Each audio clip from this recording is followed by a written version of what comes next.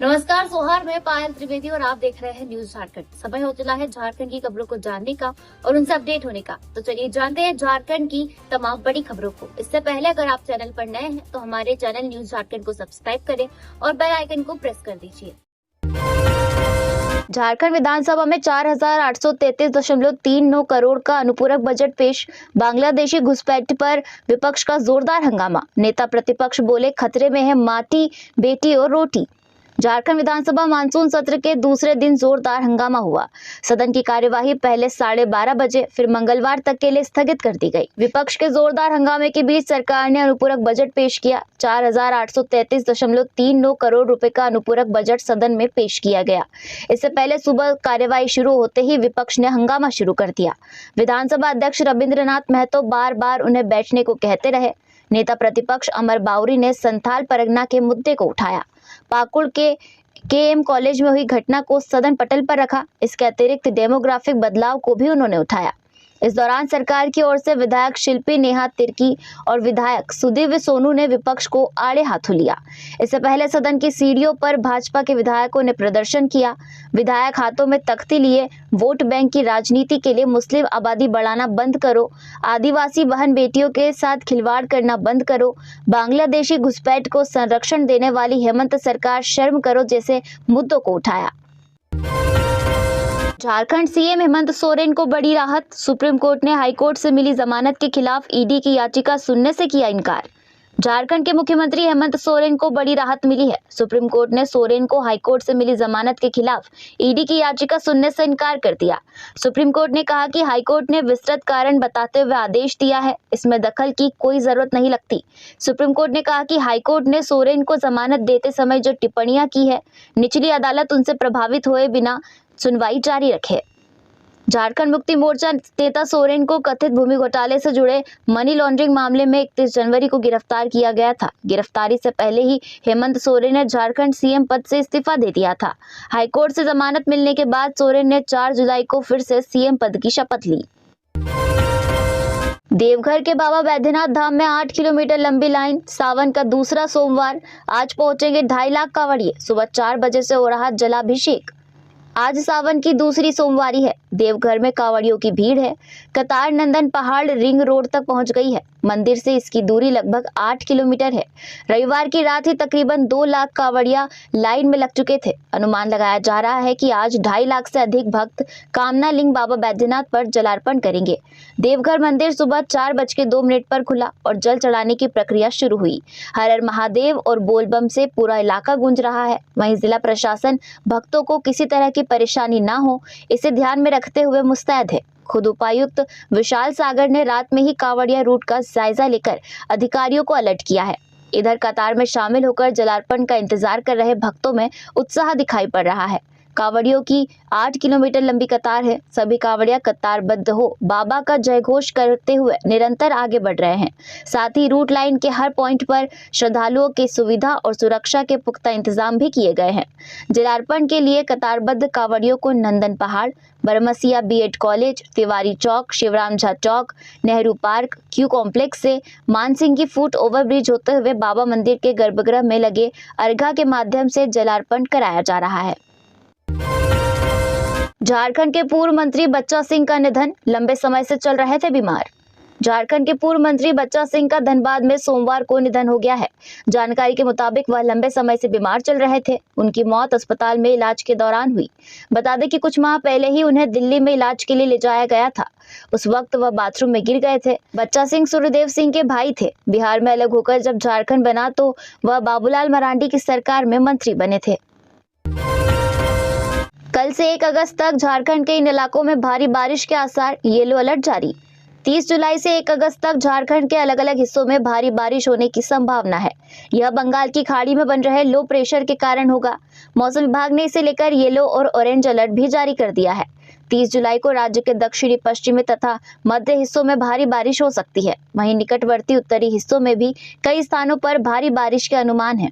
31 जुलाई को लोहरदगा, गुमला, सिमडेगा, रांची और खूंटी जिलों के कई स्थानों पर मूसलाधार बारिश होने का अनुमान है। इसको लेकर मौसम केंद्र ने ऑरेंज अलर्ट जारी किया है। इसके अतिरिक्त दक्षिणी पूर्वी, उत्तर पश्चिमी तथा निकटवर्ती हिस्सों में कई स्थानों पर भारी बारिश हो सकती है। 1 अगस्त को उत्तर पश्चिमी तथा निकटवर्ती उत्तर मध्य भागों में बारिश हो सकती है। इस दौरान कई स्थानों पर वज्रपात की भी आशंका है। राज्य में रविवार को मानसून कमजोर रहा। रांची समेत राज्य के विभिन्न हिस्सों में हल्के बादल छाए रहे। पिछले 24 घंटे में जमशेदपुर में 2 mm बारिश हुई है। पिछले 24 घंटे में बोकारो में सबसे अधिक 70 मिलीमीटर बारिश हुई है। वहीं कांके में 45 मिलीमीटर, राजधनवार में 40 मिलीमीटर बारिश हुई। राज्य में इस मानसून सीजन के दौरान 43% कम बारिश हुई है। देवघर में सावन की दूसरी सोमवारी के दौरान बड़ा हादसा। कांवड़ियों से भरे ऑटो को कार ने मारी टक्कर, 1 की मौत। सावन की दूसरी सोमवारी के दौरान देवघर में बड़ा हादसा हो गया है। देवघर दुमका मार्ग पर कांवड़ियों से भरे ऑटो को एक कार ने टक्कर मार दी। इस हादसे में एक कांवड़िए की मौत हो गई तो वहीं 11 कांवड़िए घायल हो गए। सभी घायलों को सदर अस्पताल में भर्ती कराया गया है। घटना मोहनपुर प्रखंड के हिरनाटांड गांव के पास हुई है। मृतक की पहचान यूपी के गाजीपुर जिले के निवासी राहुल निषाद के रूप में हुई है। जानकारी के मुताबिक देवघर दुमका मार्ग पर चौपा मोड़ के आगे हिरनाटांड के पास एक कार ने आगे जा रहे ऑटो को जोरदार टक्कर मार दी। बताया जाता है कि ऑटो में कांवड़िए बैठे हुए थे, वह जलार्पण के लिए जा रहे थे। इस दौरान हादसा हो गया। टक्कर इतनी जोरदार थी कि ऑटो सामने स्थित एक पेड़ से टकराते हुए गड्ढे में जा गिरा। इस घटना से उत्तर प्रदेश गाजीपुर के रहने के भलपुर निवासी राहुल निषाद की मौत हो गई, जबकि 11 कांवड़िए घायल हो गए। विधानसभा सत्र के बाद झारखंड में जल्द बदले जा सकते हैं कई जिलों के एसपी, कवायद शुरू। झारखंड में विधानसभा चुनाव नजदीक आते ही बड़े पैमाने पर आईपीएस अधिकारियों के तबादले की तैयारी शुरू हो गई है। विधानसभा के मानसून सत्र के बाद झारखंड के अलग अलग जिलों में पदस्थापित कई जिलों के एसपी का तबादला हो सकता है। जिन जिलों में 2.5 वर्ष से ज्यादा समय से एसपी जमे हुए हैं, उनका तबादला होना है। साथ ही वैसे एसपी का भी तबादला किया जाएगा जिनके जिले में हाल के महीने में विधि व्यवस्था की समस्या उत्पन्न हुई है। आगामी विधानसभा चुनाव को देखते हुए सरकार राज्य में विधि व्यवस्था को लेकर गंभीर है। ऐसे में बेहतर परिणाम नहीं देने के वाले कई जिले के एसपी बदले जाएंगे। ऐसे अधिकारियों के काम की समीक्षा की जा रही है। जेएमएम विधायकों का सदन के बाहर प्रदर्शन, कहा झारखंड विरोधी है भाजपा। झारखंड विधानसभा के बाहर झामुमो विधायकों ने भी प्रदर्शन किया। इस दौरान जमकर भाजपा विरोधी नारे लगाए गए। सभी जेएमएम विधायकों के हाथों में तख्ती थी जिसमें लिखा है, झारखंड और झारखंडी विरोधी भाजपा हाय हाय, संथाल है वीरों की धरती, जब अंग्रेजों को नहीं छोड़ा तो तुम्हारी क्या हस्ती। हेमंत है तो हिम्मत है, झारखंडी झुक कर जोहार करता है, अस्तित्व पर बात आए तो हुल के साथ वार करता है। हेमंत को झुका न सके तो झारखंड तोड़ने चल पड़े मिट जाओ, कैसे लिया झारखंड, लड़के लिया झारखंड आदि स्लोगन लिखे हैं। झारखंड में ट्रेन पर पथराव, यात्रियों में मची अफरा तफरी, 2 घायल। रांची से दिल्ली जा रही झारखंड स्वर्ण जयंती एक्सप्रेस पर रविवार देर शाम शरारती तत्वों ने जमकर पत्थरबाजी की। इस दौरान घटना में 2 यात्री घायल हो गए। पथराव की घटना निमिया घाट तथा पारसनाथ के बीच रोशनडीह के पास हुई है। जानकारी के अनुसार रविवार शाम गोमो से ट्रेन खुलने के बाद पारसनाथ के पास पहुंची तो कोच के बाहर से जमकर पत्थर चलने लगे। यह देख यात्रियों में अफरा तफरी मच गई। पथराव में 2 यात्रियों को चोट आई है। इसमें एक महिला यात्री शामिल है। घायल सबिता देवी बोकारो से आनंद विहार जा रही थी। यात्रियों ने पत्थरबाजी की शिकायत रेलवे के हेल्पलाइन नंबर पर की। इसके बाद रेलवे अधिकारियों के बीच खलबली मच गई। गोमो आरपीएफ तथा कोडरमा हजारीबाग सभी स्थानों पर आरपीएफ और जीआरपी को अलर्ट किया गया। महिला का इलाज कराकर ट्रेन पर बैठाया गया। बता दें कि शनिवार को भी गोमो से खुलने के बाद डाउन से आ रही तेजस एक्सप्रेस पर भी पथराव हुआ था। तेजस पर पत्थरबाजी खानूडीह के निकट हुई थी। रेलवे अधिनियम के तहत गोमो आरपीएफ ने मामला दर्ज कर छानबीन शुरू कर दी है। नक्सलियों का शहीद सप्ताह शुरू, सुरक्षा को लेकर सभी जिलों के एसपी को किया गया अलर्ट। चारू मुजमदार और कन्हई चटर्जी की शहादत को लेकर नक्सलियों का शहीद सप्ताह 28 जुलाई से शुरू हो गया है, जो 3 अगस्त तक चलेगा। इसे देखते हुए पुलिस मुख्यालय ने सभी जिलों के एसपी को अलर्ट कर दिया है। आईजी अभियान एवी होमकर ने रविवार को प्रेस कॉन्फ्रेंस में कहा कि नक्सलियों ने सारंडा और कोल्हान में पोस्टर और पंपलेट बांटकर दहशत फैलाने का प्रयास किया। एवी होमकर ने कहा कि शहीद सप्ताह के दौरान नक्सली सरकारी संपत्ति जैसे सड़क, पुल पुलिया, रेलवे थाना सहित अन्य सरकारी संपत्ति को नुकसान पहुंचाने का प्रयास करते हैं। उन्होंने कहा कि नक्सली विशेषकर रेल मार्ग व सड़कों में छोटी मोटी घटनाओं को अंजाम देकर अपना अस्तित्व बचाने में जुटे हैं। सरकारी संपत्ति और पब्लिक ट्रांसपोर्ट की सुरक्षा के लिए पुलिस मुख्यालय के स्तर से पर्याप्त संख्या में सुरक्षा बलों की तैनाती की गई है। जो संवेदनशील इलाके हैं वहां झारखंड जगुआर की तैनाती की गई है। उन्होंने कहा कि डीजीपी अनुराग गुप्ता के निर्देश पर झारखंड पुलिस नक्सलियों के एक सप्ताह की बंदी को विफल करने के लिए पूरी तरह से मुस्तैद है। झारखंड अबुआ आवास योजना शुरुआत के कुछ माह में ही गड़बड़ियों की शिकायतों की भरमार, लाभुक चयन में अनियमितता। हर बेघरों को 3 कमरा का आवास देने वाली झारखंड अबुआ आवास योजना के शुरुआत के 7-8 महीने में ही कई तरह की गड़बड़ियों की शिकायत आने लगी है। इस योजना की शुरुआत के पहले वित्तीय वर्ष 2023-24 में 2 लाख लाभुकों को आवास आवंटन किया गया है। प्रति इकाई आवास बनाने के लिए 2 लाख रुपए दिए गए हैं। राज्य में 20 लाख लाभुकों को आवास देने का लक्ष्य रखा गया है। हालांकि अब इन आवंटन में ही कई जिलों से शिकायत आने लगी है। कई जिलों से अबुआ आवास योजना अंतर्गत पंचायत सेवक, कनीय अभियंताओं के विरुद्ध भी जांच शुरू की गई है, जिसमें यह शिकायत मिली है कि इन्होंने लाभुकों के चयन में अनियमितता बरती है। सरकार से यह मांग की जा रही है कि ग्राम सभा के अनुमोदित लाभुकों को ही पोर्टल में एंट्री कराकर आवास आवंटित किया जाए। यह बात सामने आ रही है कि सरकारी पोर्टल में एंट्री के समय ग्राम सभा द्वारा अनुमोदित लाभार्थी का नाम जो योग्य व्यक्ति है उसे अयोग्य कर दिया गया है। ऐसे में सारी अर्हता पूरी करने वाले योग्य व्यक्तियों को आवास नहीं मिल रहा है। मंत्री बन्ना गुप्ता ने पत्नी संग भोले शंकर की पूजा अर्चना की। झारखंड के स्वास्थ्य एवं खाद्य आपूर्ति मंत्री बन्ना गुप्ता सावन की दूसरी सोमवारी पर पत्नी सुधा गुप्ता संग भोले शंकर के शरण में पहुंचे। इस दौरान स्वास्थ्य मंत्री डिमना स्थित अमरनाथ महादेव मंदिर में जलाभिषेक किया। पुरोहित ने पूरे विधि विधान से स्वास्थ्य मंत्री और उनकी पत्नी को पूजा कराया। इस मौके पर स्वास्थ्य मंत्री ने कहा कि सावन का महीना पवित्र होता है। बाबा भोलेनाथ का आशीर्वाद सब पर बना रहे, सब खुशहाल रहे, यही प्रार्थना है। झारखंड बाबा की नगरी है। भगवान शिव हर संकट को हर लेते हैं। सावन के महीने में भोलेनाथ के नाम का जाप करने से कष्टों से मुक्ति मिलती है। हमें गर्व है कि हम बाबा नगरी में रहते हैं। भोले शंकर की पूजा करने से हर कार्य में सफलता मिलती है। डेंगू और चिकनगुनिया पर अलर्ट, एहतियात के निर्देश। झारखंड में मानसूनी बारिश के बाद डेंगू, चिकनगुनिया और जापानी इंसेफेलाइटिस समेत अन्य बीमारियों के मरीज बढ़ने लगे हैं। इसे देखते हुए स्वास्थ्य विभाग ने इनके बचाव के लिए एडवाइजरी जारी की है। इतना ही नहीं, राष्ट्रीय स्वास्थ्य मिशन झारखंड के अभियान निदेशक आलोक त्रिवेदी ने सभी सिविल सर्जन और जिला सर्विलांस पदाधिकारियों को अलर्ट करते हुए इन बीमारियों की सतत निगरानी करते हुए इसे बचाव और उपचार सुनिश्चित करने को लेकर विस्तृत दिशा निर्देश दिए हैं। राज्य में डेंगू, चिकनगुनिया, जापानी इंसेफेलाइटिस के अलावा diarrhoea, hepatitis A, hepatitis E, jaundice और टाइफाइड के मरीज तेजी से बढ़ रहे हैं। इसको देखते हुए सतत निगरानी करने का निर्देश दिया गया है। मानसून सत्र, पाकुड़ घटना के लिए जिम्मेदार पुलिसकर्मियों पर कार्रवाई हो, चिन्हित हो बांग्लादेशी घुसपैठी। पाकुड़ घटना के लिए जिम्मेदार पुलिसकर्मियों पर सरकार कार्रवाई करे, यह मांग सदन के अंदर नेता प्रतिपक्ष अमर बाउरी ने की। उन्होंने कहा कि बीते 18 जुलाई को एक आदिवासी परिवार को पीटा गया, वीडियो भी है। अपराधियों पर कार्रवाई नहीं हुई। ऐसे में आदिवासी हॉस्टल के छात्र आंदोलन करने के तैयार हुए, लेकिन प्रशासन ने हॉस्टल में घुसकर छात्रों को बेरहमी से पीटा। उनमें से कई का इलाज चल रहा है। अमर बाउरी ने कहा कि न्यायालय ने कहा कि डेमोग्राफिक चेंज हो रहा है। ऐसे में जरूरी है कि सरकार बांग्लादेशी घुसपैठियों को चिन्हित करे। बता दें कि घटना के बाद ही अमर बाउरी ने कहा था कि इस दमनकारी झामुमो कांग्रेस राजद सरकार पाकुड़ को जहां बांग्लादेशियों का चारागाह बना रही है, तो वहीं मूलवासी आदिवासी जनमानस के आक्रोश व विरोध को लाठी डंडे के माध्यम से दबाने का प्रयास कर रही है। उन्होंने कहा कि पाकुड़ जिला के उपायुक्त व पुलिस प्रशासन मामले में दोषियों को चिन्हित करे और कड़ी से कड़ी कार्रवाई सुनिश्चित करने की मांग की थी। साथ ही कहा था कि पाकुड़ में कानून का राज स्थापित किया जाए, न कि गुंडों का। निशिकांत के बयान को बाउरी ने बताया पर्सनल, बोले खुद लेनी होगी जवाबदेही। निशिकांत दुबे के बयान को व्यक्तिगत बताते हुए झारखंड के नेता प्रतिपक्ष अमर बाउरी ने कहा कि व्यक्तिगत बयान की जवाबदेही उनकी खुद की है। झारखंड में भी कांग्रेस ने एक बयान दिया है और उसे भी बहुत लोग डिनाई कर रहे हैं। व्यक्तिगत बयान को व्यक्तिगत रूप से ही देखना चाहिए।